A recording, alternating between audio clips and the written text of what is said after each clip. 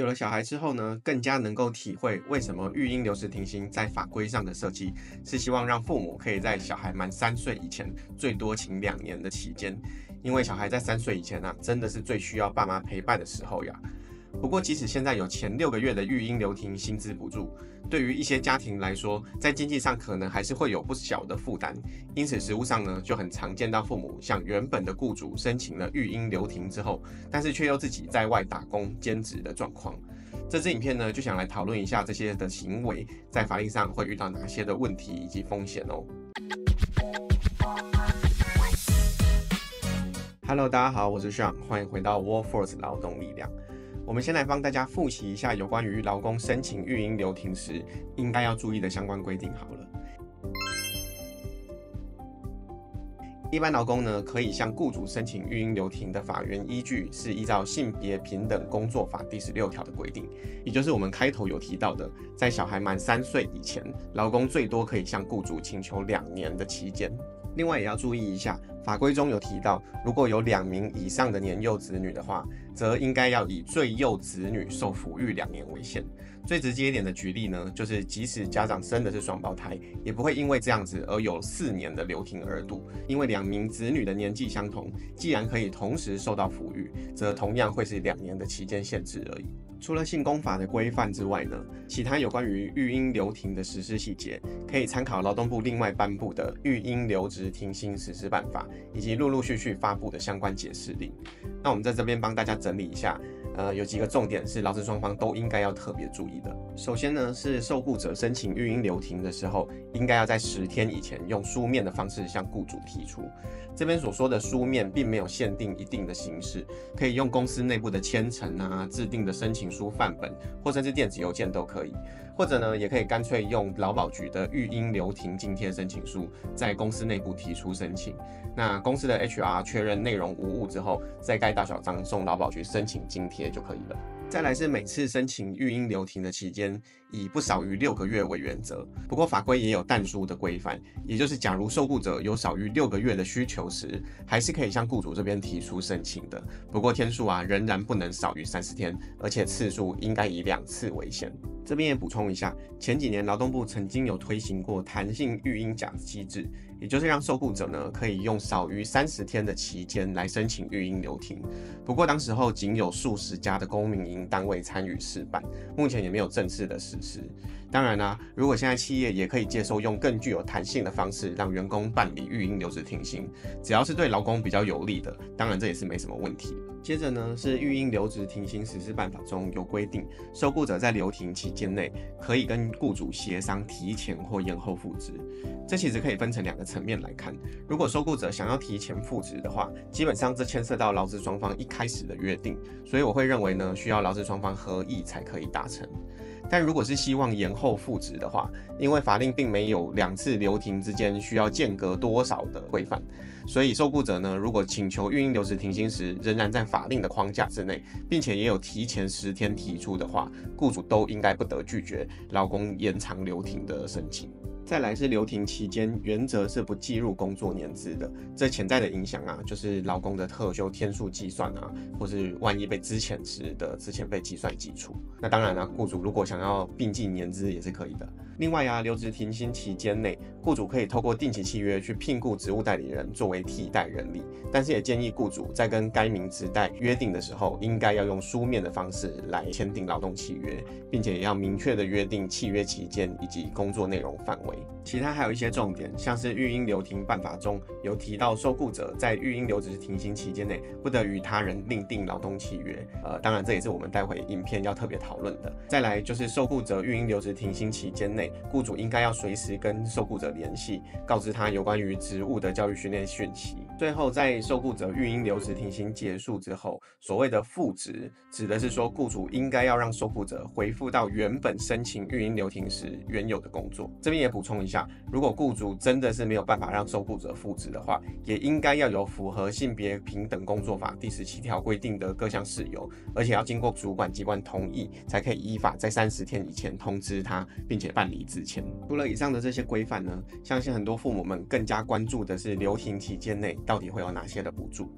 依照就业保险法的规定，依性工法办理育婴留停时，可以向劳保局这边请领育婴留职停薪津贴，并且呢将会以平均投保薪资的60%计算，再加上后来政府额外的补贴，合计呢是可以领到80%的投保薪资，最长呢是发给6个月的期间。其他详细的规范可以参考我们画面上所整理的资讯，我就不一一跟大家说明啦。如果有细节性的疑问呢，也可以直接向劳保局这边询问哦。顺便提醒一下，如果雇主没有依法帮员工投保就业保险，或者是投保在职业工会的自营工作者，因为并不符合最根本的资格，也就是需要为就业保险的被保险人，那恐怕就没有办法请领到这项补助了。不过，如果是可以归责于雇主的原因的话，也就是雇主没有依法投保啦，劳工因此所受到的损失，就可以向投保单位这边请求损害赔偿。雇主可能就必须要把劳工原本可以领到的津贴补偿给他了。所以再次提醒雇主们一定要依法帮受雇者投保就业保险呀。从前面提到的相关规定来看，我们可以知道育婴留职停薪实施办法第7条中已有明确规定，受雇者在育婴留职停薪期间内不得与他人另订劳动契约。当然，如果有事先征得雇主的同意，基于契约自由原则呢，雇主也可以继续维持劳动契约的存续而不解雇员工。不过按照常理来说，雇主既然都已经让员工办理育婴留停了，应该就是希望员工可以妥善运用法定的权利，好好照顾自己的小孩，否则让自己产生的人力缺口，但是员工又没有抚育小孩的事实，这应该就不是大家所乐见的了。过去就曾经有劳工向雇主申请了育婴留停之后，又再另外找了一份工作就职，结果被雇主发现之后召开了考绩会，将该名劳工做出了予以解雇的严厉处分。然而该名劳工认为他违反劳动契约或工作规则的情节并非重大，而且也只有违反这一次而已，雇主就马上采取了解雇的惩处手段。他认为这样子并不符合劳基法的解雇要件，也应该违反了比例原则以及我们常听到的解雇最后手段性原则，所以他提起了诉讼，并且主张解雇无效。不过最后法院呢认定，在这个案件之中，雇主的解雇应该是合法的，并且驳回了劳工的诉求。法院在判决中有提到，劳工有重大不诚实的行为，而且违反了劳工对雇主信赖的忠诚义务。劳工的行为呢，显然是有违反劳动契约情节重大的事实，所以雇主主张劳工以育婴留停为名行兼职之实，进而依法解雇该名劳工是并不违法的，而且也没有违反比例原则或解雇最后手段性原则。在这个案件中法院其实还有提到，劳工如果因为生活需要收入，其实可以依法向资方这边申请提前复职，但是该劳工呢，却在育婴留职停薪的刚开始第1天就跑去别的雇主那边任职了。这种行为当然是严重违反了对雇主的忠诚义务，因此认定解雇是自然有效的。总而言之呢，虽然实务上每个个案的状况不尽相同，或许在部分的个案上，法院也不见得都会认为育婴留职停薪期间内兼职有达到非要解雇不可的地步。可是基于劳资双方的互信基础，建议劳方们还是比较有侥幸的心态，其实会比较保险一点。以我个人实务经验上看到的状况来说有时候劳工在育婴留职停薪期间内有兼职的状况，主要是希望除了可以领到投保薪资的80%育婴留职停薪津贴之外呢，还可以再额外增加其他的收入。这样子的情况，有时候部分的雇主反而会默许而不去行使解雇的权利。另外还有一种情况是向雇主申请了育婴留停之后，实际上仍然继续为原本的雇主工作，同样只是为了可以领到育婴留停津贴而已。不过不管是哪一种状况，难道就不会有其他的风险了吗？当然不是而且这种情况的风险其实还更高呢。劳工在育婴留职停薪期间内兼差被抓到的话，劳保局除了会马上停发相关的津贴外，还可能会追回劳工已经领到的育婴留职停薪津贴。劳保局在官方网站的问答中已经有提过，育婴留职停薪津贴是为了提供劳工在育婴留停期间内因为没有工作收入而另外发给的所得损失补助。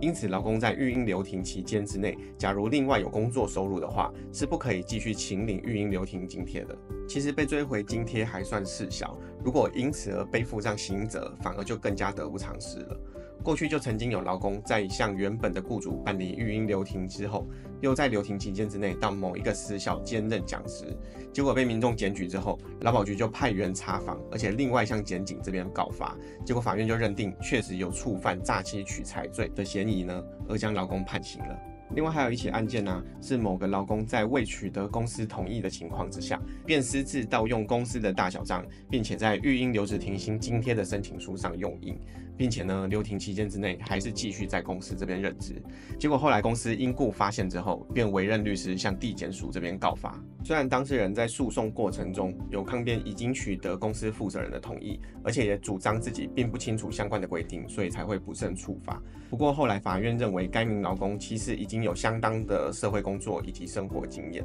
应该很清楚的知道育婴留停期间内是不可以继续上班的，可是他还是有持续提供劳务、领取薪资以及受领育婴留职停薪津贴的事实，最后还是认定该名劳工有触犯伪造私文书罪的情形，而依法去进行判决。以上就是这支影片的内容啦，这样大家应该就可以知道，育婴留职停薪期间之内兼职打工，其实潜在的风险比你想的还要更加严重吧。以我自己担任企业劳资顾问的经验来说，其实已经有遇过好几次劳保局怀疑劳工或是公司提出育婴留职停薪津贴的申请状况是有疑虑的，并且呢发函要求当事人或是企业要提出相关的说明。所以建议大家还是不要心存侥幸，也不要滥用了这项制度的美意了。如果你还有其他想法的话，欢迎在留言区提出，跟我们一起讨论哦。我们就下次再见啦，拜拜。